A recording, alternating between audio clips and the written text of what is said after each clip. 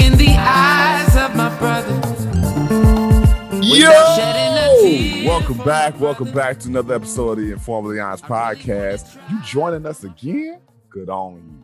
We're proud of you. You're loyal and other things that the big light-skinned man says. So it's just two of us today. Marco and Aaron out this week, but all love to them and everything that they got going on.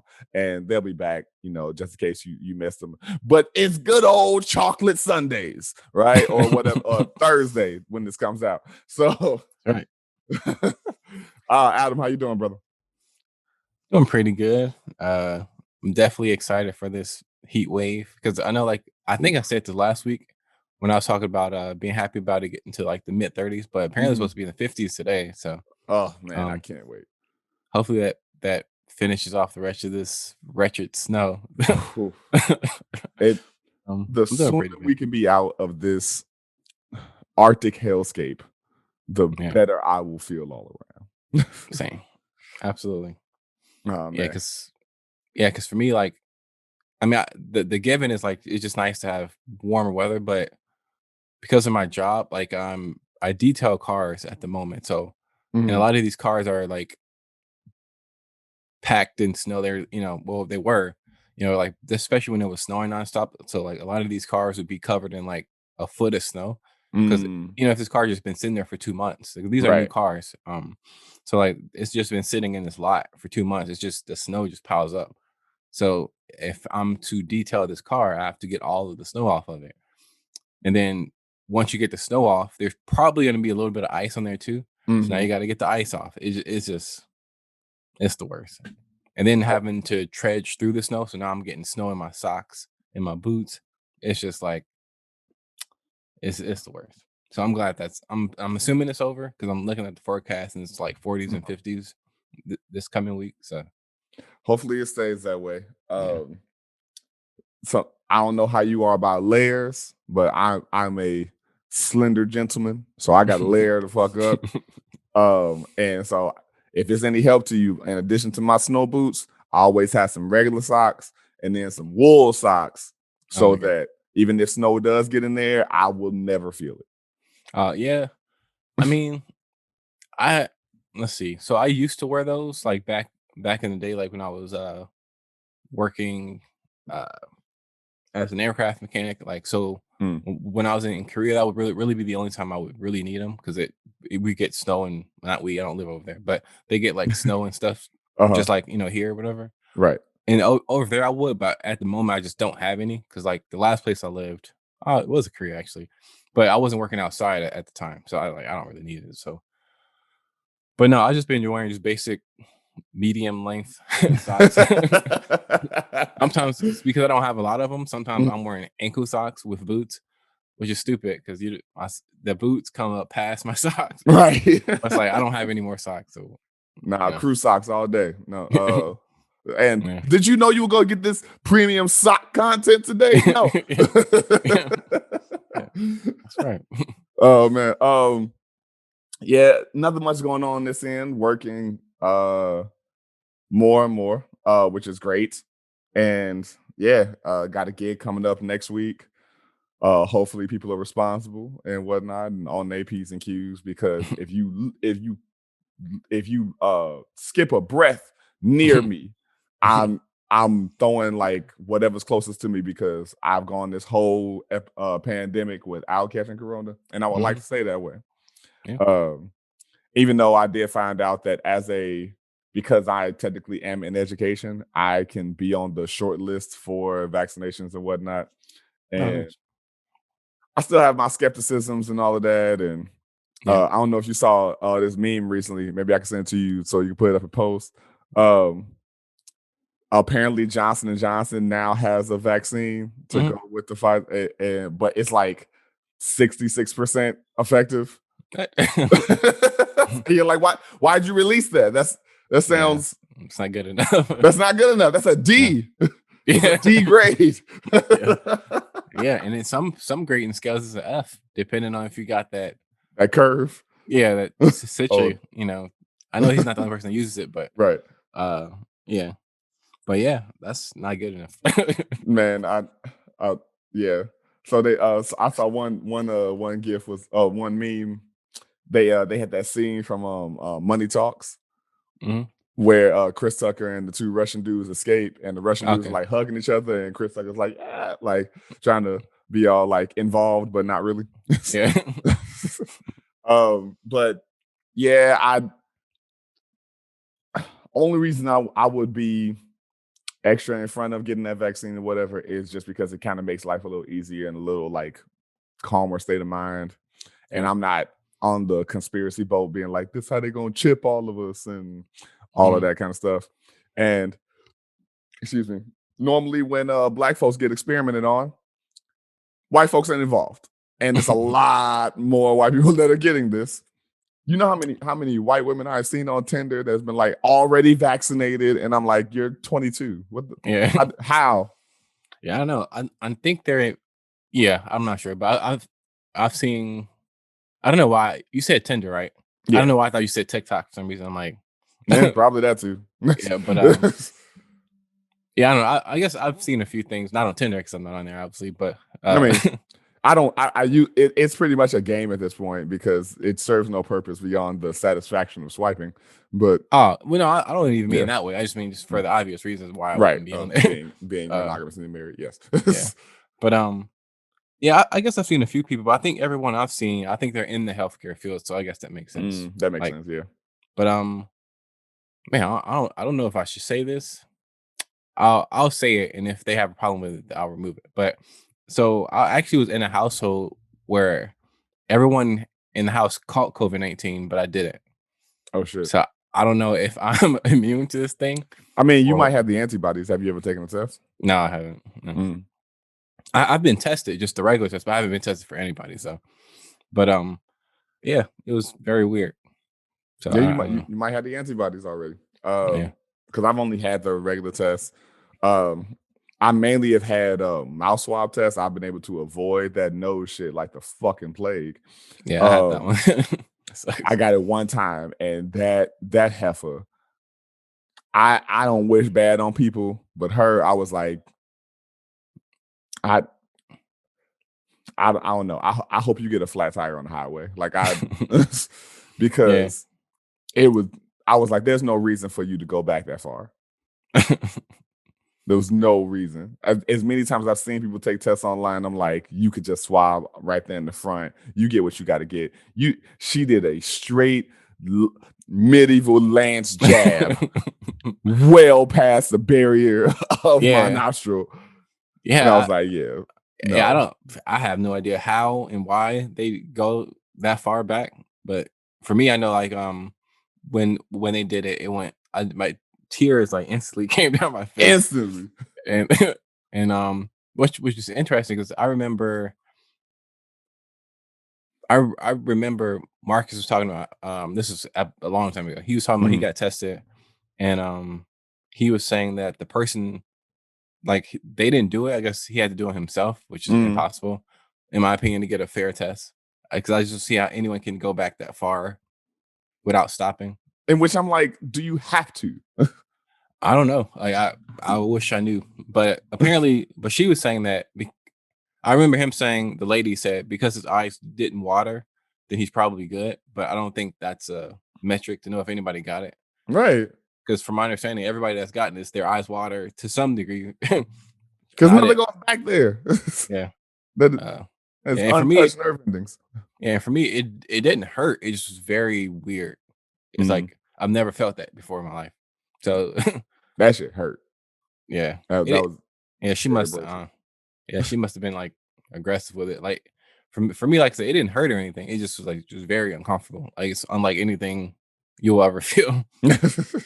So like it felt wrong. I guess like I felt Yes. like this shouldn't happen. At all. Yeah.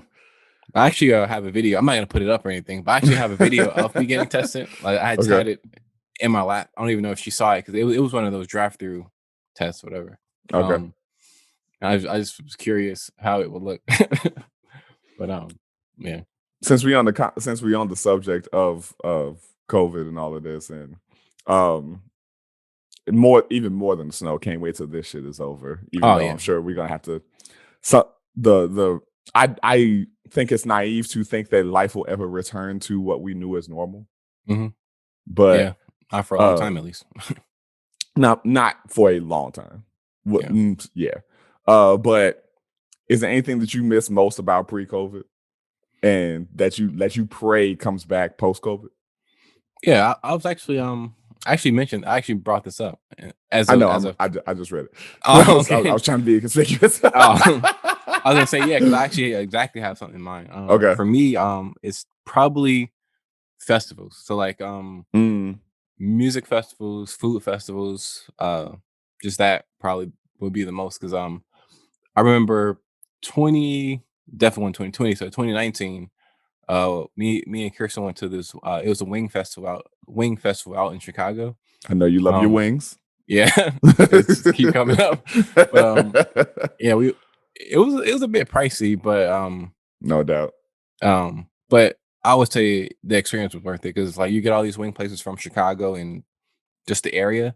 So it's cool because you get to taste all these great wings. Well, not all of them are great, but you get to taste these wings, and then you can put that restaurant on your list. Like, okay, I'm gonna check out the restaurant now, and get a full, plate or. And there's Marco. That's funny, but he didn't miss much. What's up? What's up, sir? Oh, am I late? Kinda. I'm just saying something super obvious. Yo, so you can hop on in. Adam, the question came up of what do you miss most about pre-COVID and what are you praying comes back in post-COVID? So Adam was talking about his wing festival festivities. Yeah, I was saying festivals. I was saying festivals in general, but particularly music festivals and food festivals. And now that I'm back in this area, I'm definitely excited for both, really, because there's good music and food festivals that come up. Yes, it is. And I was just talking about this festival I think it's called Wing Out, and the year that I went, I didn't go that day, but the guy from what's the Hot Ones? He was actually Sean Evans. Yeah, I don't know. I was thinking Sean Evans, but like it's not that.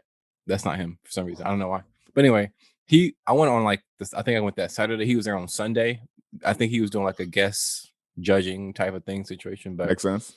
Yeah, so it's a pretty acclaimed festival. And definitely when that comes back, I'll be there.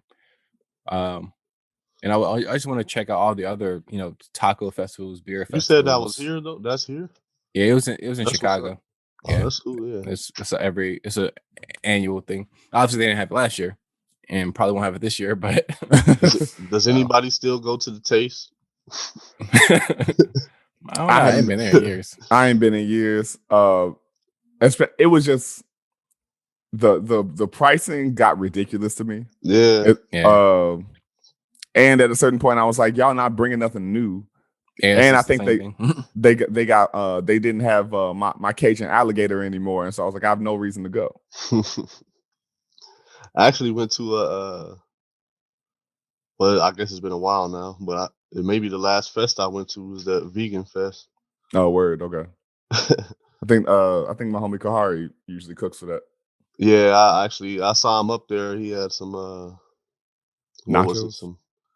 It was either nachos or like some meatball sandwich or something like that, or something like that. Yeah, he usually like makes his seitan. I don't really know how do you actually pronounce it. He makes that. It's pretty much wheat meat if you never had it. He makes it from scratch, and he's dope with it. He showed me how to make nacho cheese out of potatoes and carrots. Dang.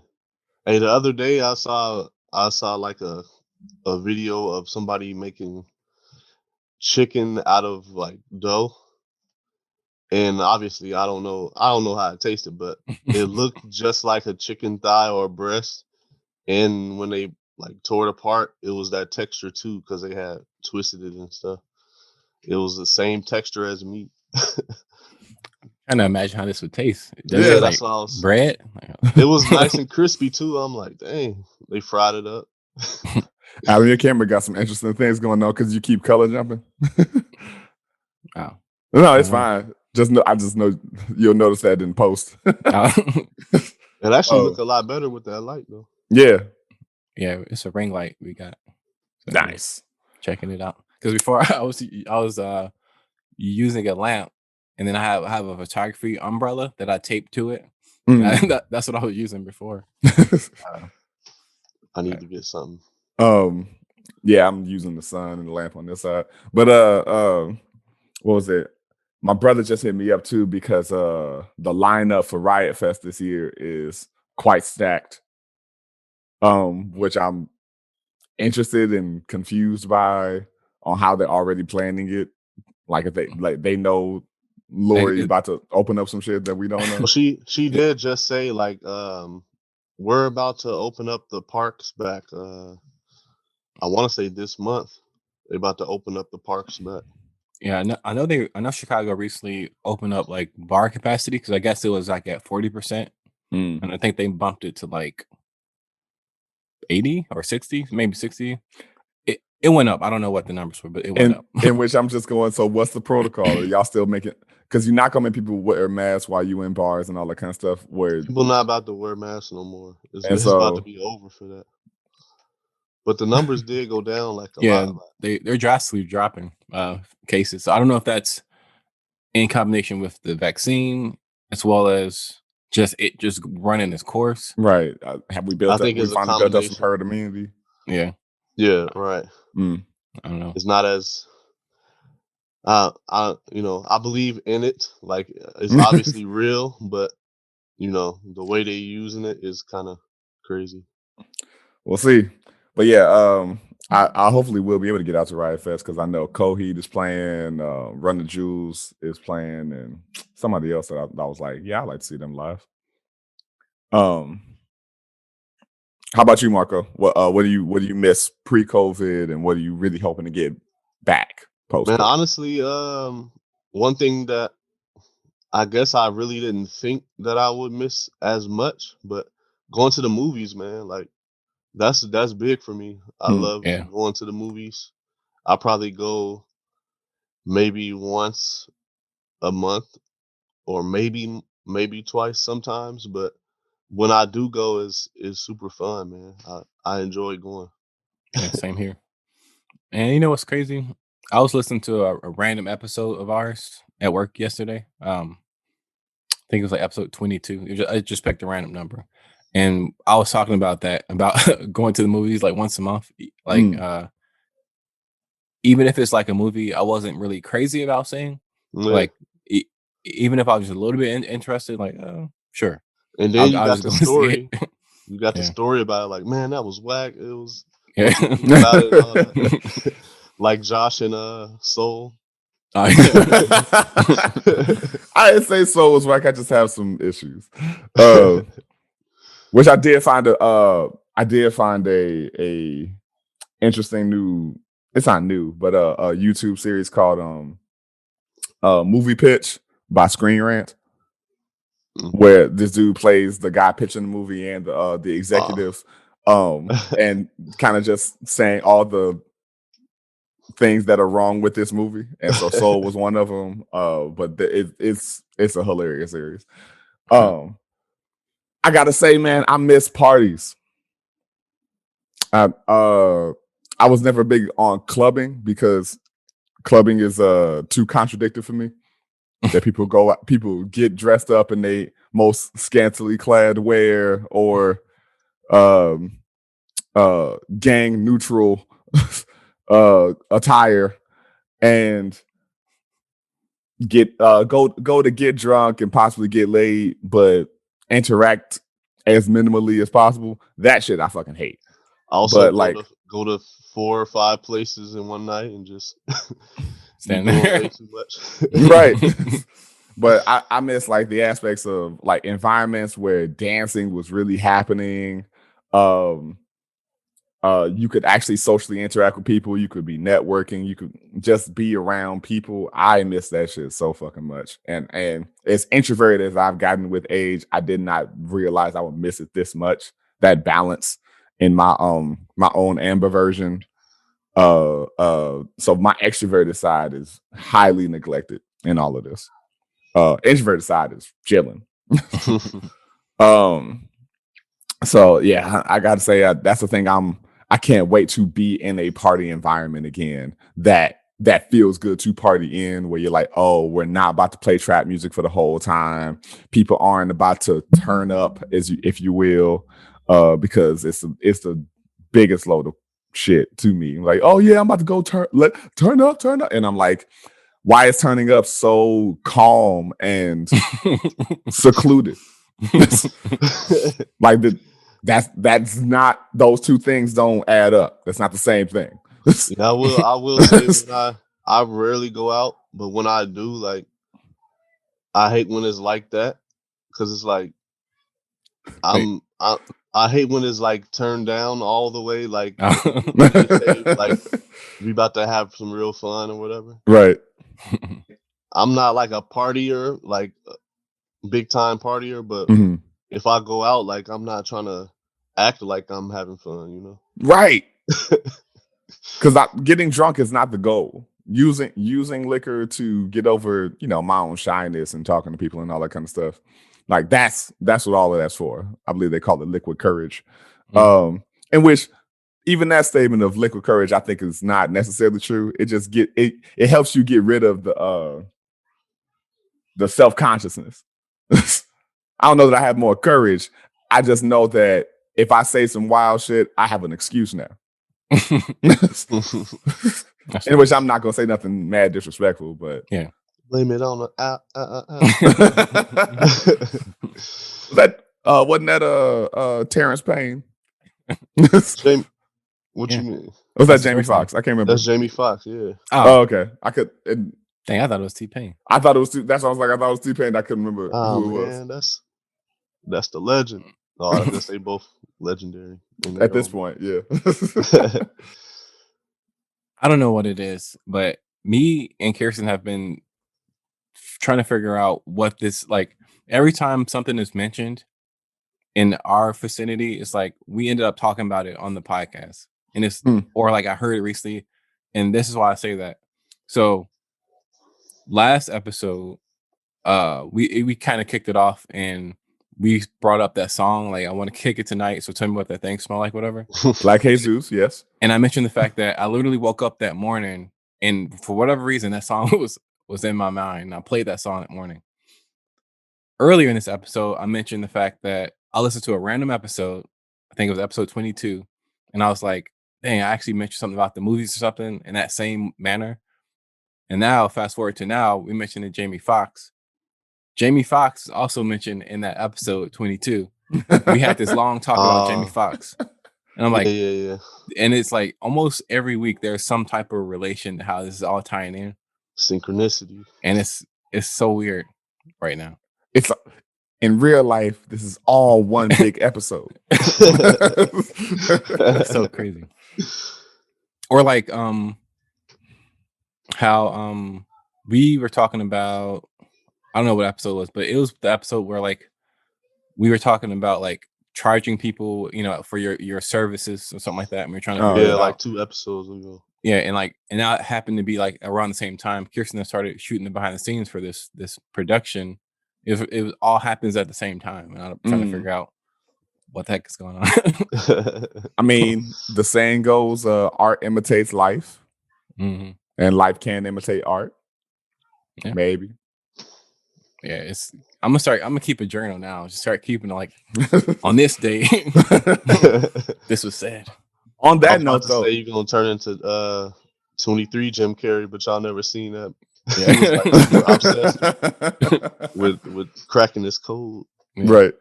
On that note, though, there's another podcast I started listening to that I heard Tom Segura bring up on Two Bears One Cave. Have you heard of this thing called the apology line? Nope. Wild ass fucking story. That I'll try not to spoil too much of, but pretty much it was this gig in the 80s started by this guy named Alan something, where he bought an answering machine, and then started putting up these posters around New York saying, call this line if you want to apologize to anyone for anything. I'm not connected to any police enforcement, or and this is just to give space to anyone that, you know, wants to be able to apologize, but may not be able to apologize in the way that you need to, or are afraid of suffering any kind of consequences. That's kind of dope. Yeah. And so then people start calling, and it's everywhere from people being like, sorry to my brother for stealing his toy in the 3rd grade and then breaking it. And somebody Be able to talk about that. Be able to talk about that now. Or somebody being like, I'm sorry to all the people that I mugged back in 78, or being like, I'm sorry to all the people I killed. Dang. Like people legit admitting to murder, admitting to torture, admitting to all this kind of stuff on this line. And it was for him an art project to kind of put put at the forefront this experience of this branch of the human experience that people don't see. It's a wild fucking story. I kind of like the fact that they got it out, you know. At least they got it out of. Yeah. So I was gonna say for a minute there, this off subject, but for a minute there, I thought that Marcus was in heaven because his entire background was just pure white. But it went back to normal. We're all black up in heaven. That's crazy though, man. Like that sounds like a great series, like a television series. I don't know where it would go, but it just sounds like law enforcement. Well, it turns out because I haven't enforcement finished it, but I did get into I think I got up to like episode 3 or 4. Mm-hmm. They made a movie about it. Okay. That was eventually how dude made money. He got paid like $600,000 in 82, so that was a lot of money. Yeah. But it got made into a horrible film apparently. Like a film completely flopped, where they made him his character ended up being a woman, and then they made up a character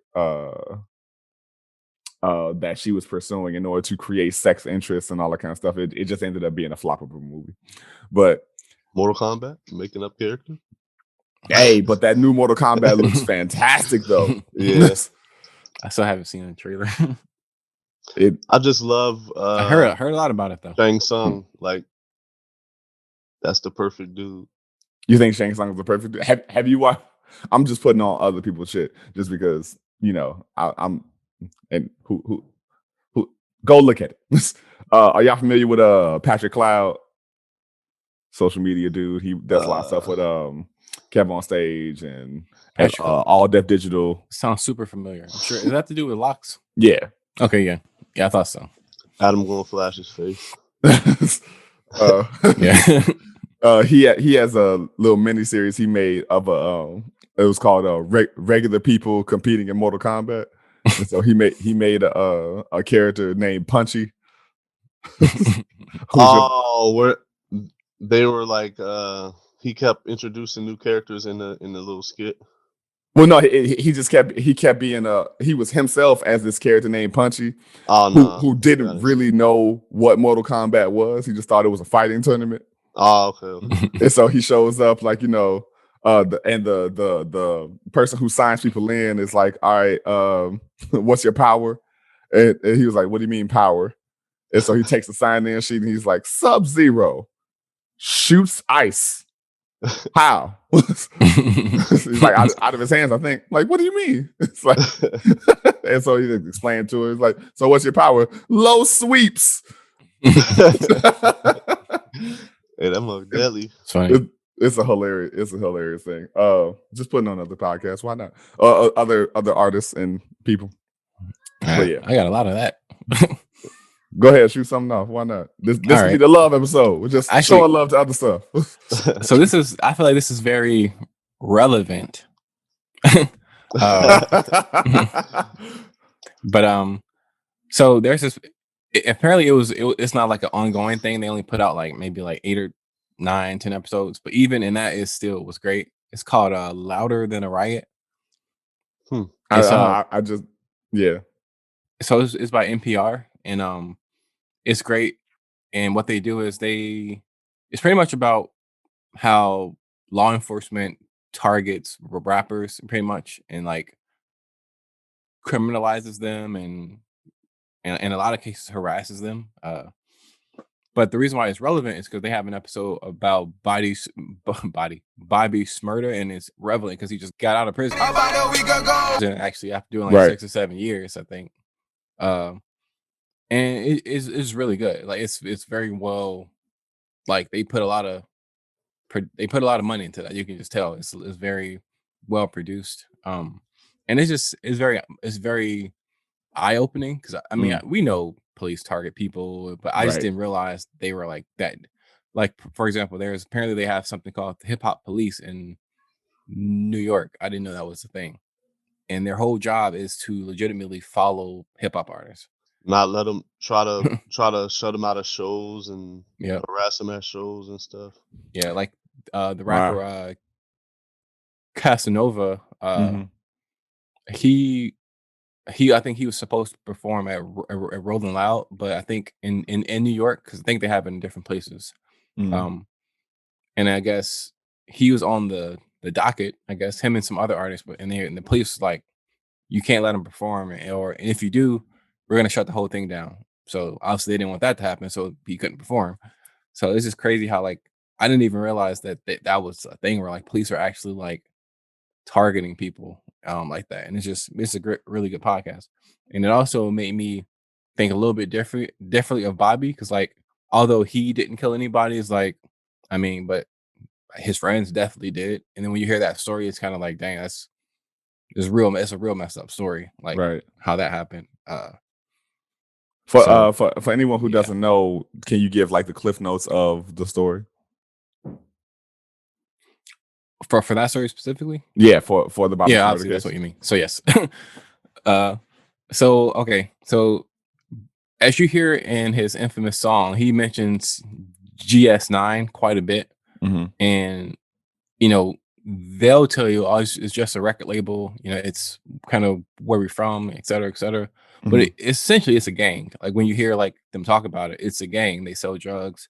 They've killed people. It's a gang. um, and so apparently there was this guy, the guy that they killed, not Bobby, but two of his associates, I guess. Um, I guess they were trying to kill somebody else, but he happened to be in the wrong place at the wrong time, and he ended up getting killed. And then there's confusion about whether the guy that actually was killed, like, was he in a rival gang or not, and no one can really figure out like, was this dude in a gang or was he legitimately an innocent bystander? And they kind of go cover that story, and there's this part of it where they talk to his mom and his girlfriend, well, his ex-girlfriend, I guess you could say, because he's dead. But uh, and it's just kind of heartbreaking because they're talking about like, he wasn't even in that life like that, and they killed my son, and then they went and made a song, and they mentioned like there's a part of the song where they like free somebody, I forgot the name, but like those are the dudes that killed the guy, and he's talking about Ah. free these dudes. And so it's kind of like, dang. And there's a quote that the girlfriend says where it's like, when people hear that song, they just think of it as a club song, and rightfully so. But for me, it's like a reminder, like, Mm. these dudes killed my boyfriend and then went and put it in a song, and and he gets to be Right. this New York hero and legend from this song. But it's, every time I hear it, it's kind of like I don't get that same feeling. Right. Yeah, So that's kind hmm, of crazy. Like they do that a lot nowadays. Like especially like here in the Chicago area. Like yeah, they do that a lot. Like they talk about like the opposing gang or whatever or side will Mhm. say like they just smoked a whatever pack, like, and just be like insert their name, like super disrespectful. So it's, always talking about the murder of the opposite side, and just it turned into a game instead of like you really don't have no beef besides the fact that y'all just being disrespectful. Right. Yeah. So that's going on a lot, man. And people telling their own business. Yeah, that's the part Which that is the kills crazier me. part. Yeah. Yeah. Is this MF Doom song called Rap Snitches? Rap I remember that Snitch song. rap is pretty dope. They talk Yeah. about that. Um, Sit in the court and be their own star witness. but police targeting artists ain't really new. Them having a whole division devoted just to hip hop stars is, I'm sure that's existed for a minute. I was just watching if you haven't had the chance, it's a good watch. Shout out to Andrew Day or Andre Day. I'm not sure how to say her first name. I think it's Andrew. Okay, it's Andrew Day. Crap. Wait. I don't know now. I thought I knew, but I thought I did too. After hearing it both ways, like because I've been saying Andre Day forever, but she was on Kim. She just performed somewhere. I think it was on Kimmel, and they were like Andrew Day, and I was like Andrew. But the United States versus Billie Holiday. Oh yeah, on Hulu. I've been meaning to watch that, and so just watched it yesterday, and it's one of those things where you and of course it's in movie form, so of course it's taken as literal and with a grain of salt, like all of that, saying all of that.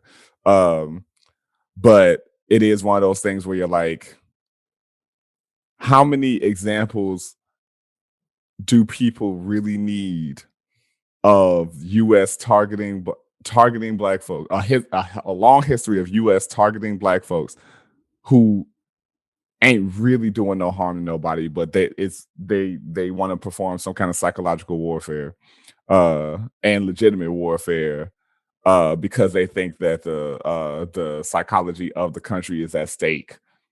Mm-hmm. How many examples do you need before you can go, oh, the government's fucked up? And why do you think that because it's been some time that it's changed? That's one of my main arguments when I bring up stuff that people don't really believe in or whatever, Mm-hmm. or I be skeptical about things. Like, y'all know the history, right? Like, it's not favoring them. They just, Yeah. I'd rather be skeptic first, right, and then find out things later. I don't know. That's just a funny point that you brought up. Yeah, and what's crazy, you said the history, like it was so crazy is it still happens today though. Like, and with the hip hop police thing, it's like I didn't even know that was a thing, and I thought I was pretty well informed about stuff like that, but I had no idea that was ever an actual thing. I heard Fat Joe talking about it. Yeah, on his show. Okay. It's one of those things where I'm like, target. Why? Sure, there's elements to hip hop and all that kind of stuff where I'm like, everybody out here doing slinging drugs, everybody out here got weaponry and all that kind of stuff. Country music talks about this stuff constantly, but I'm sure they are not targeting country musicians. Yep. Yeah, like chasing. I was gonna say they like chase the tour buses, and back a few years ago when like the weed laws and stuff were still very strict. Mm-hmm. That's a big thing. Like, yeah, most of them artists got drugs and stuff on their bus. Right? But I mean, not saying that they messing with anybody or they, they mind their own business most likely. Exactly. Yep. They got a driver that's not doing none of that stuff. So yeah, they chasing after him. Yeah, it's interesting that you brought up. Oh, you about to say something? Nope, go ahead. No, it's interesting because like you said, there's country music and where they talk about killing police officers and violence and drugs.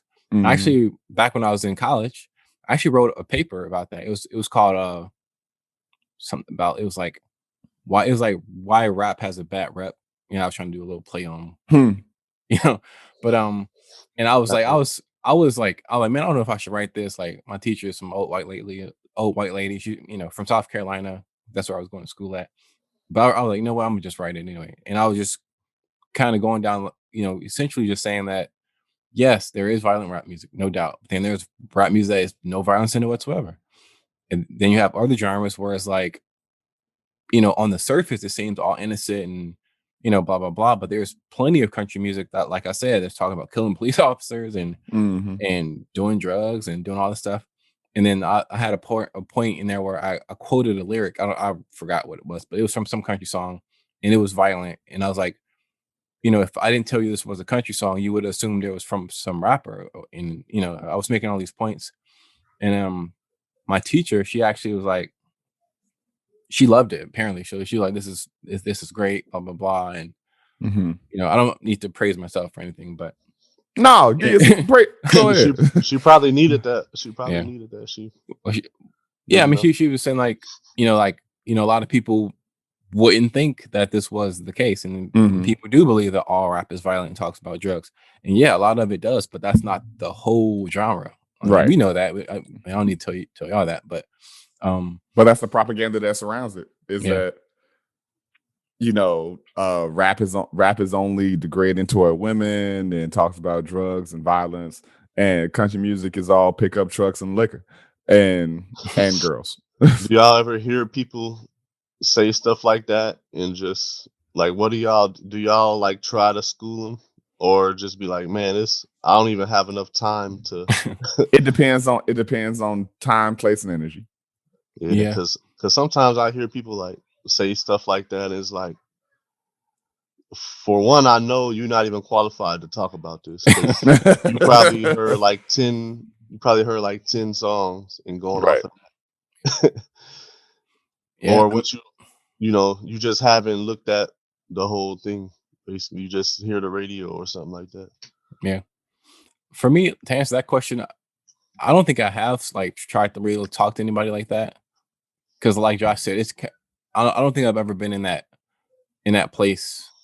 I've definitely schooled people on other things that was race, politically, politically, charged and all that. But like, for me, I'm gonna just say, like, so I work at a dealership, right? And they obviously are playing music through the audio system, and a lot of times they're playing like 90s pop rock type, soft rock type. What's that one band? It doesn't matter, but that's that genre, and it always cracks me up because like you'll hear a song like you'll hear a song like Under the Bridge by Red Hot Chili Peppers come on, and it's these great melodies and all this. I'm like, you do realize he's talking about taking heroin, right? That's like, that's what the song's about, right? But of course, because it doesn't feel like that. It's just a pleasant. I love that song, but it's just a pleasant tune. Yeah, but they don't worry about what's actually being said. And there's this other song that was playing the other day. I think it was "Sex on Fire" by Kings of Leon. Yeah, and he's talking about getting head while he's driving and all this stuff. I'm like, y'all don't hear this, like, but y'all not gonna play like I know y'all not gonna play no hip hop on here. But like, it was funny. Like the closest thing they'll come to black music, and it is black music, but they'll play like 70s like disco-ish funk type music, and like they'll do that maybe like a couple times a month, like on like a Saturday, I guess, when they're feeling good. And it was funny because like one day they were playing that some song, I don't know what song was on, and some girl was like, oh, I hate when, like, I wish they would play something else. And I'm not very confrontational, just generally. And I was like, you mean like the cheesy 90s pop rock they play every single day? Like, I just got like my voice raised, and people were like he never really says much, but this really I just felt that was a great moment to say something. Yeah, like I'm like, hold on, man, you're not about to disrespect. And it whatever song it was, I know it was a legendary song, because I remember saying like, this is a classic. What are you talking about? It was like, I said, when they do play that station, whatever station it is, it's good music to me, at least. It's like classic 70s, soul, funk, disco type stuff. And it's a nice change of pace from like this, because it's like Sirius. I'm pretty sure it's Sirius Radio.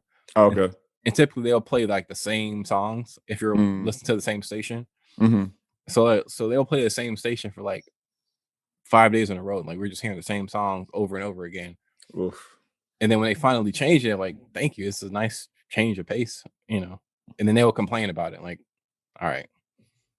Man, it was a moment in my life when I worked at Radio Shack that we had a Sirius and we kept it on the top 40. So I knew all that's even worse. the top 40 songs. Like, you know how catchy songs are. Right. Yeah. So I just like know all the like at the time like Taylor Swift. Not even Taylor Swift. I don't know. I don't even all those artists, a lot of them people sound the same, especially during that time. And I knew all the top 40. What year is this? That was like right after school. Cause okay, let's see. Okay, so yeah, that might be. So you mean like Miley Cyrus? I haven't worked there in a while. Yeah, I'm not sure anybody has. They still got them? Radio Shack? I feel like they just maybe. Are they still in business?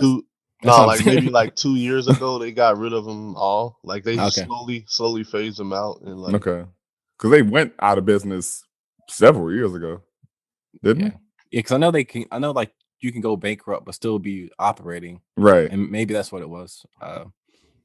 Yeah, but that was to answer the question. That was around 07 to 09, maybe probably around 08, 09. I knew all the top 40s.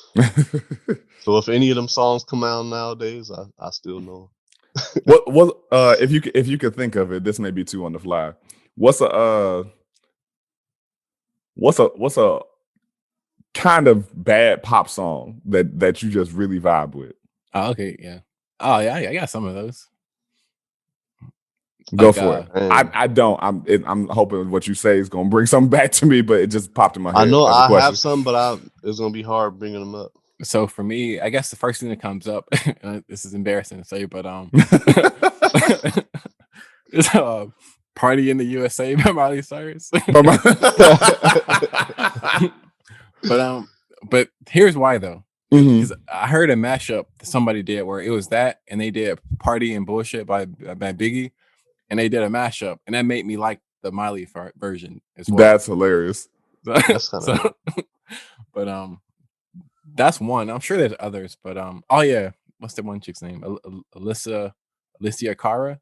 Oh, I thought you was about to say Alyssa Milano. No, I don't know what the song is, but she's like, okay, so I don't even if you know who that is or not. Nope, no idea. Okay, so she made her first big song, which wasn't a real big pop song, but it was a big song for whatever reason. It was the girl it was called Here, and it was she was talking about like she'd rather be at home than at this party. That was pretty much the vibe of the song. And they use that sample that everyone uses at this point. It's like that what's the guy's name? Isaac Hayes. Okay. Can't even eat. Portishead has used it. I don't know if this is ringing any bells or not. I don't know why I can't think right now. Well, anyway, she has this one song, and I don't know what it's called. In fact, I don't even know any lyrics of the song actually. But it's just very catchy. And I ain't got my phone on me, but yeah, I guess this is like 6 seconds of wasted speech. but yeah. I can't think of any because I have a hard time following their names. Yeah, but that's real. When I hear certain songs, I'll think like, why do I even know this song? And why is it kind of decent? Like, but yeah, I wish I could recall too.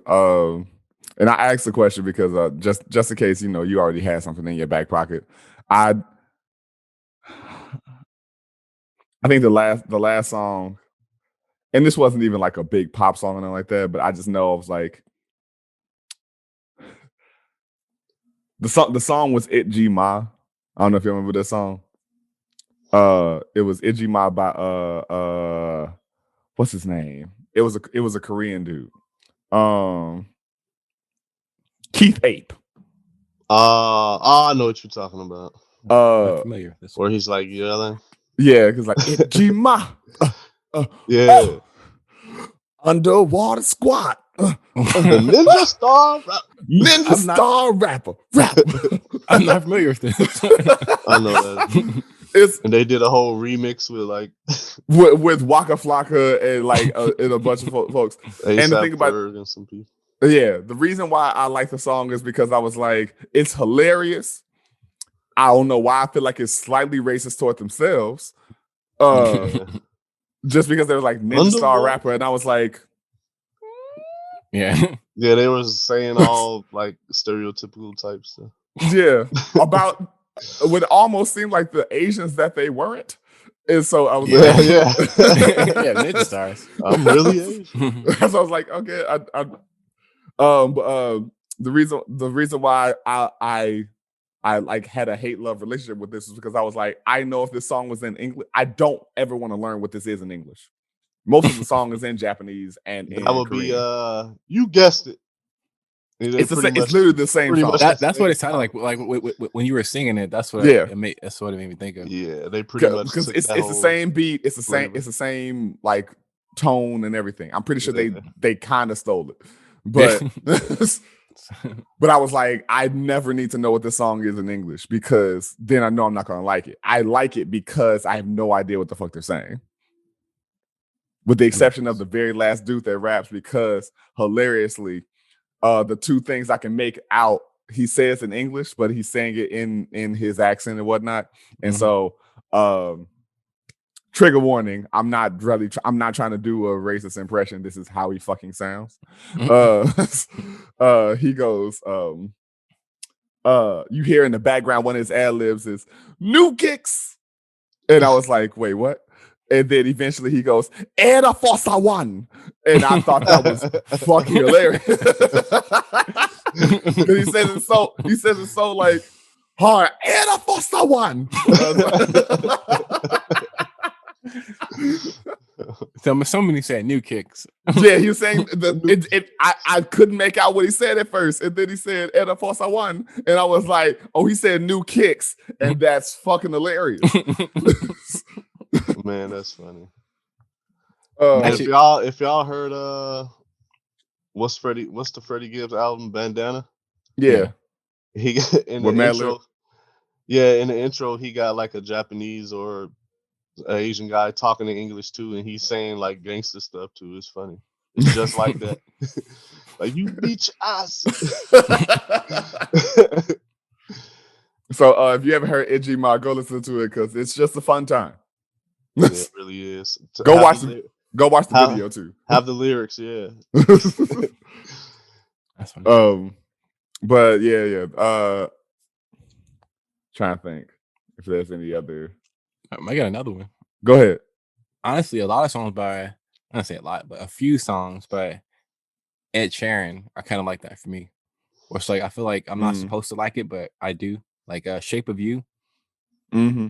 I actually like that song. Okay. First time I heard Ed Sheeran, I was in DC, and my ex's dad, we heard him. He was doing an interview on some radio station, and so like they actually like gave him some random beat. He starts freestyling and rapping, and we didn't know what he looked like, but we were clear that he was white. And it was like, and her dad goes, "Well, that little white boy can rap." And so I was like, "Oh, this dude seems real cool." And then I heard like his actual music, and I was like, "I don't care for this at all." But I do think he's mad talented. I think it's just one of those cats where I'm like, clearly you're talented. Your vibration, I just don't tune into. Yeah, for me, and I was a bigger fan of him more so towards the beginning. But as he progressed, I'm like, dude, this is just the same songs. Or everything sounds the same at this point. But like I said, I think "Shape of You" is probably my favorite song by him because it kind of has a almost like an island sound, almost. I'm not saying that's why I like it, but I just that's what that's what it makes me think of. I gotta admit to having also having a kind of love-hate relationship with James Blake. Okay. Because I enjoy his music, but I'm always like, this is just ambient noise. Can we stop acting like this isn't just ambient noise? Okay, so I heard the name. I don't know what songs he's made, or maybe I do. I just know it was him. As far as radio hits, I'm not sure. Okay. I know he has I think his first big hit, if I'm not mistaken, was called the Wilhelm Scream. Where literally the whole song he's just going nothing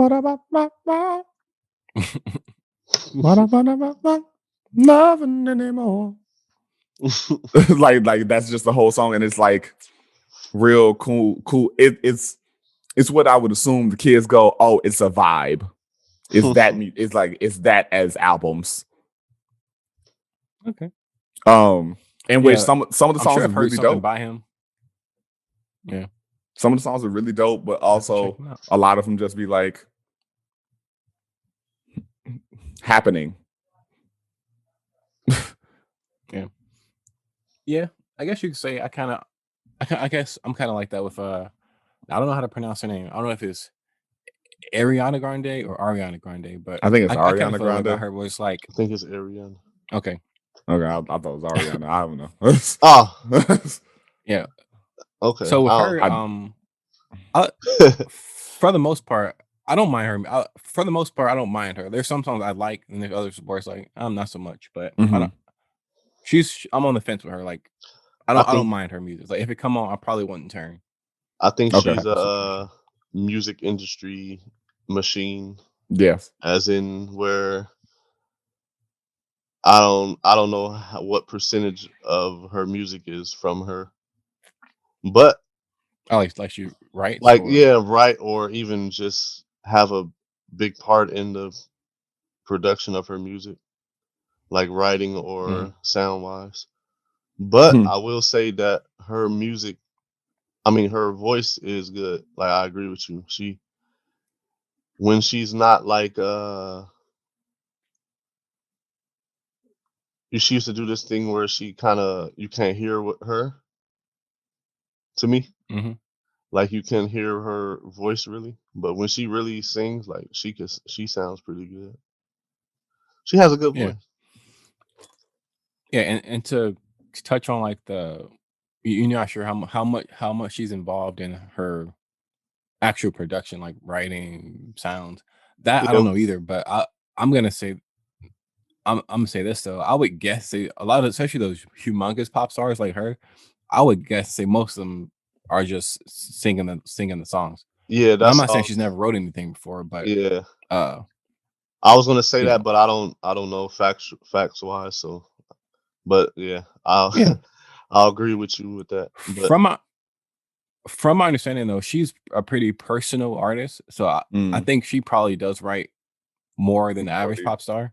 Yeah, just from what I know, I don't know a lot about her, but I know she'll put a lot of her business in her songs. So that to me that screams like that doesn't mean she's writing it, but I think she has more of a, because I know she has that one song where she like mentions people like straight up names where she's talking about all her. I think it's "Thank You Next" actually when she's mentioning like her actual all her exes. Yeah. Okay, I've never listened to an Ariana Grande song, so people still make music for you like that too, though. But yeah, of course, we don't. Yeah, I was saying like I don't know if she did it. Yeah, I was saying like that doesn't mean she wrote it just because it's about her, but right. But I tend to respect those artists more, but I don't know. I don't know in this case.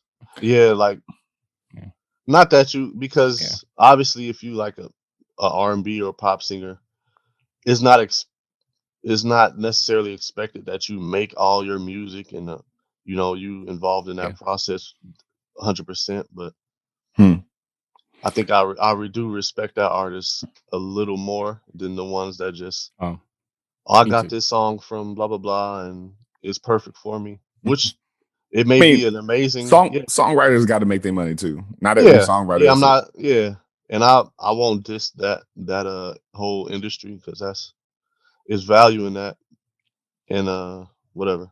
But I got a question for you, Marco. Because I know for me, in creating those real personal, like extra vulnerable works hit different. When you're composing music, are you ever pursuing a feeling or a memory inside of the like tone and vibe that you're creating? Um, I would say it was probably more of a subconscious thing if I do, because I don't think I go into it with that intention. But I mean, I can't ignore the fact that it is like no way around that happening. So like and even if I say I do like 50 make 50 songs or whatever projects, and I want to make a project, I like picking out the songs to put in it or how to arrange it. That's a part of that emotional part too. So probably more so in that process of like arranging them in a project if I want to put something out. Mm-hmm. Um If you don't mind me asking, do you have a particular piece that you have that kind of connection to, where you're like, oh, that it may not have gone into the intention of it, but I know this particular track or this uh tracks 4, 5, and 6, as I've laid them out on this project, really invoke this emotional response or this memory. yeah, definitely. Is this one song that I put on, it's like the red aura. I put out a beat tape called the Red Aura tape, and there's this song called Passion that's really like emotional. It's I mean obviously there's no words, but the the is an emotional feel about the Mm-hmm. song, and it's kind of moving to me. When you say Uh, passion or emotional, like what mhm. dimensions of that though? It's like Could, to me it's like a warm the sample is like a sample that's saying something, but it sounds like they're saying love, like um we need more love. It sounds like it's saying that, but I don't think is actually saying that.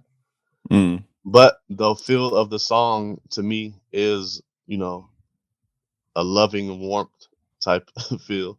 So is a okay, is a pretty it's probably the most listened to song on there. okay, Uh but yeah, dope. pretty a lot of times I will I'll probably take that back a little bit when I said I don't go into it trying to make. Sometimes I go into it try to make, okay, I'm trying to make like a real boom bap type feel beat, or Mm-hmm. uh right now I'm really chopping up this sample and trying to take it in a whole different direction. Okay. A lot of times when I try to do that, it turns into like more of a warm I keep using that, like a warmth type beat. Word. Adam, and I know you mainly your artistic expression is primarily through photography these days. And I know you're gonna be getting back more into your cardboard sculpturing. Mhm. Do you have anything like that where you're like, are you mainly leaving it up to the models to create the looks, Oh or no, you uh, that's pretty much always on me. okay. Like as far okay, so I'm gonna start with the photography thing. So although I haven't really done that in a minute, like typically everything that I've done or I'm working with another person, definitely, I'm typically I give them photos for as like a reference. Sometimes I'll give them like uh colors to specifically where I'll even give them like deep like instructions on like how to have their hair, even Mm, like wear it up, wear it down, hoop earrings versus studs. Like it's pretty much, I might say 100% me, but like a lot of that is my input. Okay. There's actually been a shoot where this was a minute ago where like we actually, I mean, I didn't ask her to do this, but she wanted to buy stuff. I would never ask anybody to buy anything. That's always my thing. Like, I'm not gonna ask you to buy anything, but she wanted to buy stuff, so we actually went to H&M. This was back when I was in Korea, and I legitimately picked out stuff, and she just bought it. I'm like, okay, Wow. but I would love to get more into styling as well. I just think that's cool. But Okay. so like, so there's this shoot that me and Kirsten been trying to do for at this point over a year. But it just hasn't worked out. Where like pretty much what I wanted to do is do like a post-apocalyptic type thing, but I would want it to look more like stills from a movie versus like a photo shoot. And that's kind of like the idea. And I've made these props for it that you guys have seen. So recently it was like, you know what? Because what we wanted to do was Kirsten was going to shoot video for it, and I was going to do Okay. photos. But I was like, you know what? Since we can't seem to just find the person to do this, she's going to be the person, the character, and I'll just shoot photos for her. So that way, we can just do this, because I've been trying to do this since the fall of 2019. Oh shit. So, because I want it to be in the fall, period. I just think the look would just be, post-apocalyptic. So I don't want it to be like brown and gray and stuff. Which you can kind of do in editing as well if you need to. But right. But yeah, I definitely, when it comes to photography, I try to put as much input as possible. And then as far as the cardboard thing, I guess my inspiration for that is like I like to make things that I wish existed. That's kind of how I go with that. That's pretty much the thing. An example being, so for example, I'm gonna just talk about what I'm about to make. I didn't want to necessarily talk about it until I just did it, but I'm realizing that this is gonna take. You don't have to. No, I know, but just to paint a better picture, even though there's no picture of it yet. but I'm gonna say this. So yeah, I said I like to make things that I wish existed. So I'm gonna make, and I know this, you probably won't like this idea, Josh, but I'm gonna be making a scorpion. But what I wanted it to be is I wanted it to be more like a. So as you know, I made that Segway thing with the Gatling gun on it and the tank wheels and all this stuff, like kind of like this armored Segway. That's what I want the scorpion to be. So it'll be like an armored robotic scorpion. And it's gonna have like, so like for like, how it has the stinger or whatever. It's gonna have the stinger, but on the end of it, I'm gonna make like this cool, like pretty much like a trident almost, like obviously for stabbing. And then I'm gonna make I'm also gonna incorporate like the tank. How a tank has the track wheels, whatever. Yeah, I'm gonna incorporate that for like the back of it somehow. But then the front will still have legs. It'll have like, instead of, I think scorpions have 6 legs, or is it 8? 6. Okay, so I'm gonna make it where it still has those tank tracks on the side, and it'll just have 4 legs on the front. And then for like the pinchers, whatever, I thought of this idea. I don't know how well this is gonna work. So obviously, Scorpion. We were talking about the video game, Mortal Kombat. And I was thinking, what if one of the pinchers, like, could detach from the thing? Obviously, that'd be really hard to make that, but I'm gonna try to figure that out. Where like, so if it's displayed, I can make it where like it's coming out somehow. For one side, and the other side might be something else. I might attach like a rocket launcher of some sort on it, but it's all makes sense in my head. So I'm sure you guys like. Yo, this shit just sounds amazing. I'm like visualizing it the whole time. Yeah. So like, I have it pretty much all designed in my head, and I have some sketches. I typically will sketch. I'll sketch. I never sketch out the whole thing because I'm not that good. But I typically will sketch out the parts that I just need to see it on paper. Like how am I going to connect the tail? Like, you know how the tail has the different sections. That's been my main concerned. Like, how do like what should the shape look like? What you know, because I want everything I make. I like for it to be able to move, so I can position it differently. Right. So the tail is gonna be able to move. But like, okay, how do I do that so it doesn't fall apart? Because we're talking about cardboard here. So it's all, but that's the most fun part is like figuring out how to The do it. conceptualization. Yeah. So that's really dope, man. The scorpion factor doesn't bother me unless it moves. No, it won't move. It will be able, like, what I want though is I want it to be able to position it differently. So if I want to set it up for the tail to be like at a 30-degree angle one day, that's fine. If I want it to be just straight back, or in the legs, I want them to be able to just be positioned in different, Word. But let me not. Yeah, go ahead. I'm sorry. And I'm gonna just say this, and I'm gonna end it on this. But the biggest challenge is I want this to be humongous. So like, and that'll be the part that fucks with me. So, all the stuff I make, I like it to be like almost life size. Obviously, this being a robot, what does that mean? It can be as big as your hand. It can be as big as a truck. So, but I want it to be I want the body to be about 6 feet long. And upon doing my research, typically the tail is the same length as the body. So, that's if I laid it out flat, it's like 12 feet. But it'll never be laid out flat because scorpion tails are typically always up. So that'll save a lot of space. But yeah, I want it to be giant. And typically the big stuff that I do make, I make it in parts so you can take it apart. And the challenge is being able to making it where it can come apart, but it doesn't look like it comes apart. But like that Segway thing that I made, I think it came apart in like 8 pieces, but when it's together, you can't tell. So, because obviously if this thing is that big, I can't just, if I'm trying to move it somewhere, you can't impossible. Yeah. I don't know why you meant that detachable claw or pincer. I was thinking like if it had like a chain attachment that could roll into, like, if the thorax was an open space and it could just go in and out of. I don't know. I'm not an architect in any way. It's just what my brain does. Yeah, I was definitely thinking that something like like you've seen like the water hose things that you reel in. Yeah. So it would have to be something like that. But the hard part is it would have to be hidden. And it's like, if there's an issue with it, well, how do I access it? So I would have to think about that.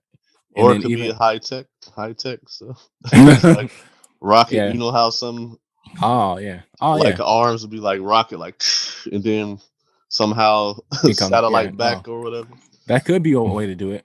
And when it's display, I can display it like it's hanging in the air, like it's coming up. Yeah. From that's better than my idea.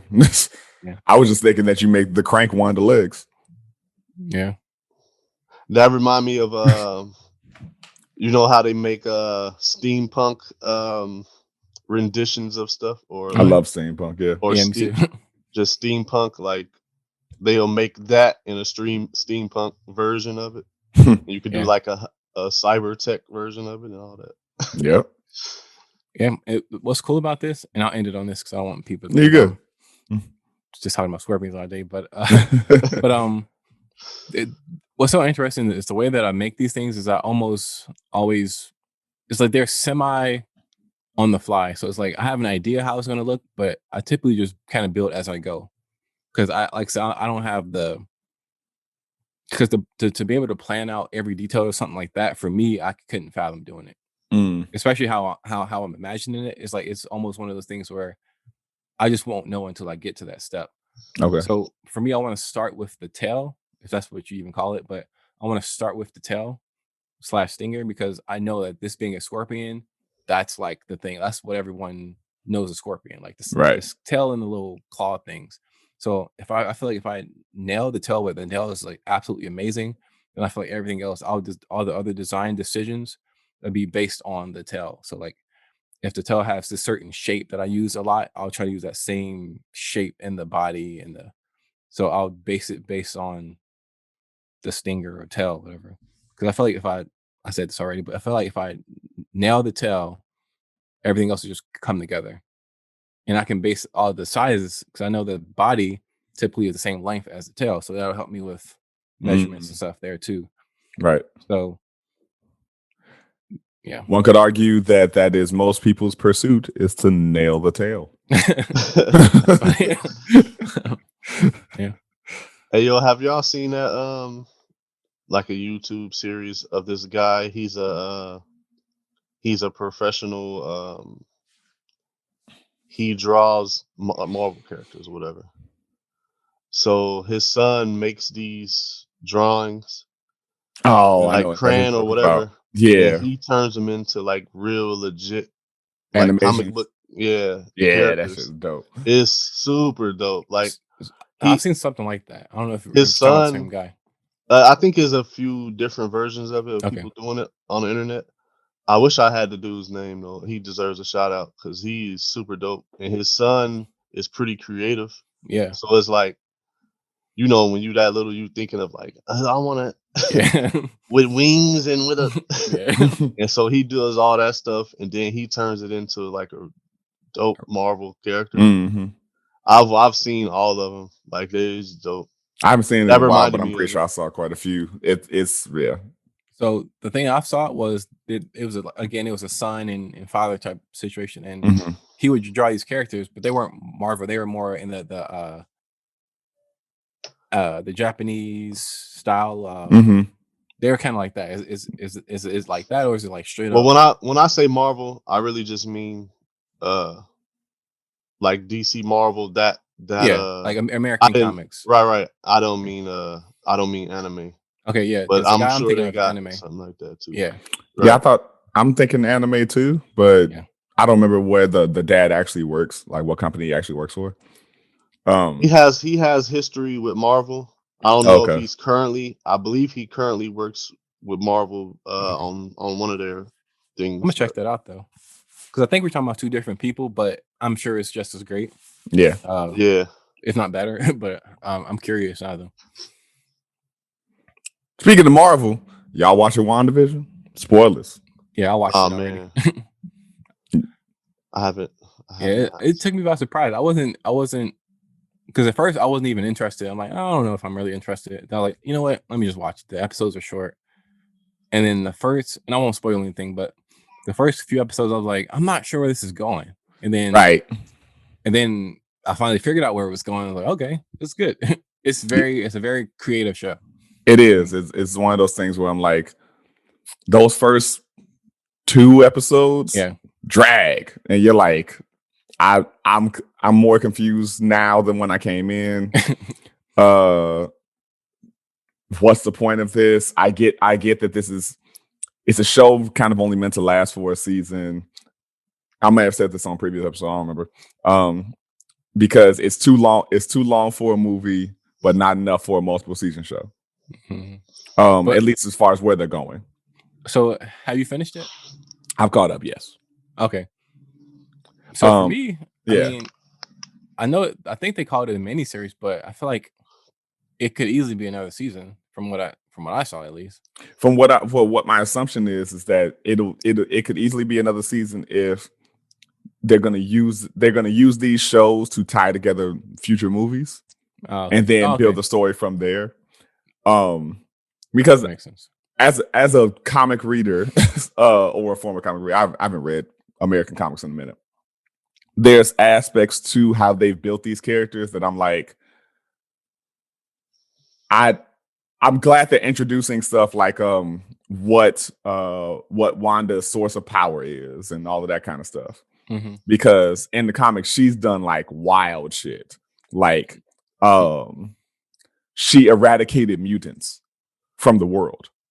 Like she made it so that every mutant in the world lost their powers. Yeah, she's very powerful. Yeah, right. Which I knew from the movie. I never read the comics, but from the movie, I'm like, dang, she could have kind of beat Thanos by herself. That's why. And they even said that in the show, like she could have beat Thanos by herself. Yeah, watching the movies, especially the first one she was in, it was like what was it, Captain America or Iron Man, like super struggling with whatever opposing force it was, and she just came in like, and I'm like, we need to know more about her and what her powers and Vision. And Vision. And two things, two big gripes that I have are, one, Quicksilver dying by getting shot up is the stupidest fucking thing ever. And yeah, I even though they kind of played at it in the show, bringing Fox Quicksilver into this universe now that they own Fox now. So I didn't. All this is spoilers. It's not really a spoiler. It's not really a spoiler. Okay. But something that they haven't introduced that I hope they bring in someday is the real origin of her and Quicksilver, because I don't know if y'all know this, but Magneto is their father. Mm-hmm. I know it's Quicksilver father. I know that. I mean, they are legit twins, and Magneto is their father. Oh, okay. And so that and literal Satan is who gave Wanda her powers. That's why it's red and That's why it's red, and like that's why she can manipulate the kind of magic that she can. Is because like he was like, I cannot pronounce his fucking name because it's spelled like CN plus, so I don't know how to pronounce it. But like, yeah, like Satan, Lucifer himself, whatever, was like, hey, I need to distribute some of these powers, and so actually touched her, gave her the power to manipulate this particular kind of magic that's stronger than any other kind of magic, yada yada yada. Because she's a mutant, and they do not act like she's a fucking mutant in the way that they built her character so far. I always thought that Quicksilver is one of the dopest names. Yeah. Like knowing like Magneto like manipulates metals, right? And Quicksilver is super fast. So right. Yeah, I had no idea those were his children. It's one of those things. I'm like, if you don't read, I guess it doesn't bother you or anything like that. But like, it's even stuff like I don't know if y'all ever watched Legion on FX. Nope. Also, I thought that was a show. movie. It was a show. It was like 2 seasons, I think. I didn't finish it just because it got way too dense and I kept falling asleep. But it's a dope psychological drama. And Legion is Xavier's son, who's a crazy strong telepath, and he and I'm sure if some nerds out there correct so it's me, linked with the Marvel universe. Say yeah, technically. Oh, but because FX was Fox and all that kind of stuff, they can't they couldn't tie it to it. Well, actually, they still owned X-Men at the time, so I don't know why they didn't. But yeah, it's a whole. Go ahead. I'm sorry. No, I was gonna say FX has that series with the Young Mutants. I forgot what it's called. New Mutants, I think so. I haven't watched it, but I think that's what it's called. New Mutants. Okay. I can't remember. It didn't have much relevance in what you were saying, but no, Fox keeps fucking up X-Men shit. Is my whole point. Yeah, just hand it over, man. Yeah, X-Men is like my favorite part. Disney owns them now. Oh, okay.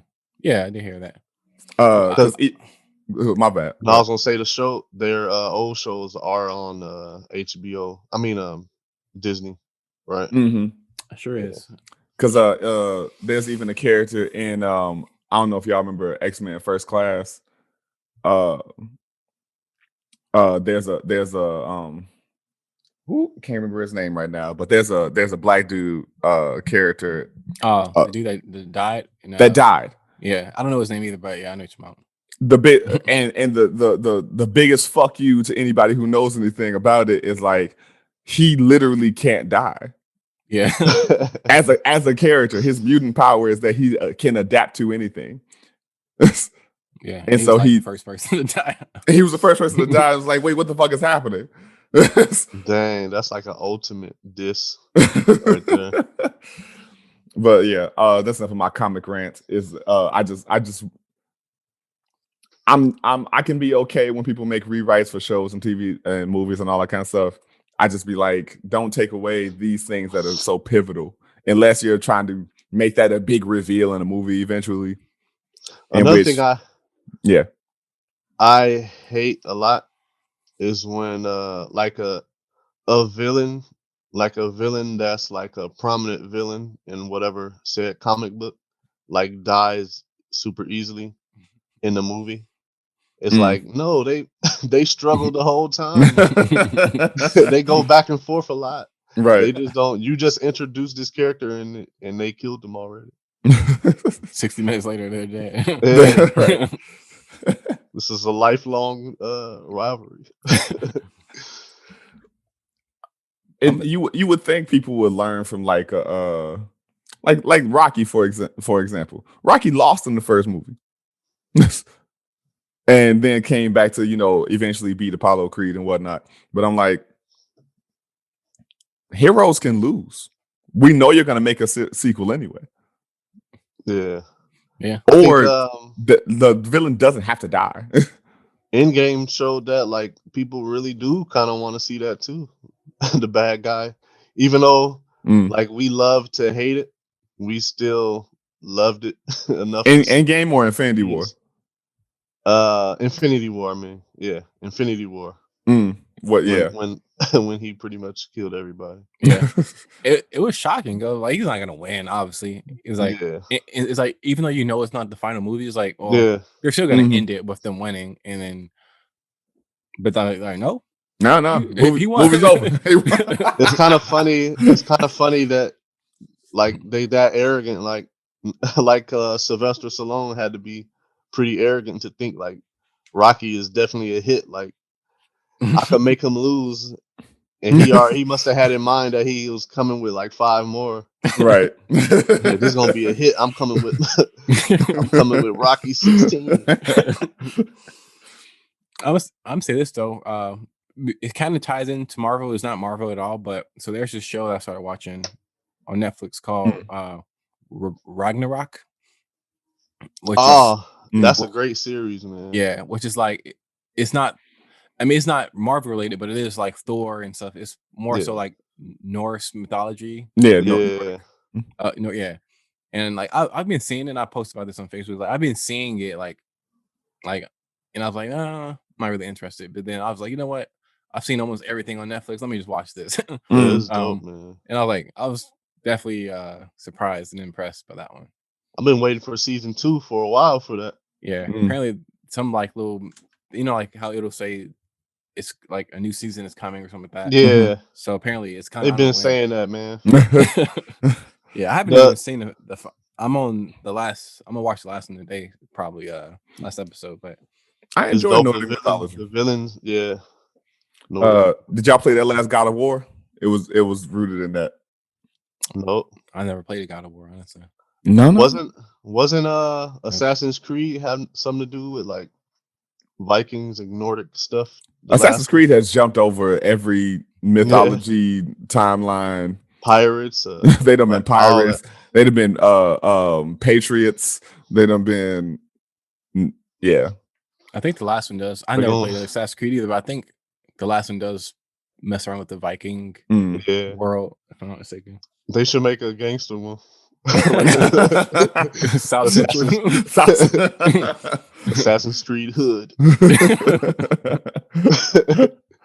I think that's a good place to wrap up, y'all. Thank you for joining us for another episode of the InforMILLy Honest podcast. Real chill energy today to piggyback on. We got some hills and valleys in the recording of this podcast. So hope y'all enjoy the vibes, if you will.